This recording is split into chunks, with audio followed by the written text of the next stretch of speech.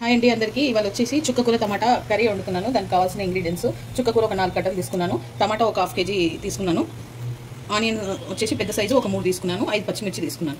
ఇప్పుడు తయారు చేసే విధానం అండి. కడాయి పెట్టుకోవాలి, నూనె ఒక 3 స్పూన్ల నూనె పోసుకోవాలి.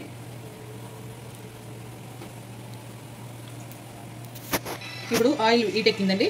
ఆనియన్ పచ్చిమిర్చి వేసేస్తున్నాను దీంట్లో. ఇది కొంచెం మగ్గాలి ఆనియన్ పచ్చిమిర్చి.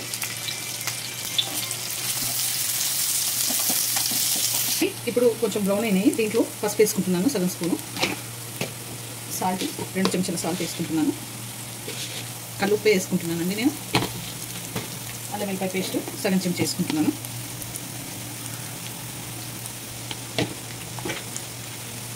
వేసుకొని బాగా కలుపుకోవాలి. కొంచెం ఒక 5 నిమిషాలు మగ్గాలి ఇది అల్లం వెల్లిపాయ గిట్ట.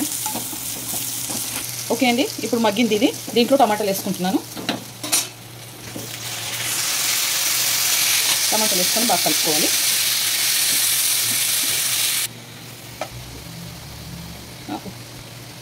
ఇప్పుడు దీంట్లో 3 చెంచాల కారం వేసుకుంటున్నానండి.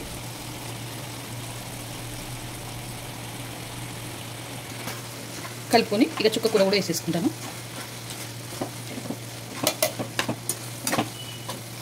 చుక్కకూర ఇట్లా బాగా కడిగి 2 సార్లు వడబోసుకున్నాను.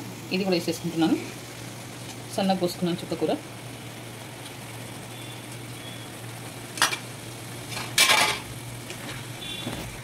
ఇది చాలా బాగుంటుందండి. ఎవరికైనా హెల్త్ బాగాలేనప్పుడు అయితే చేసి పెడితే నోటికి రుచిగా ఉంటుంది, పుల్ల పుల్లగా చాలా బాగుంటుంది. ట్రై చేయండి మీరు కూడా ఇంట్లో.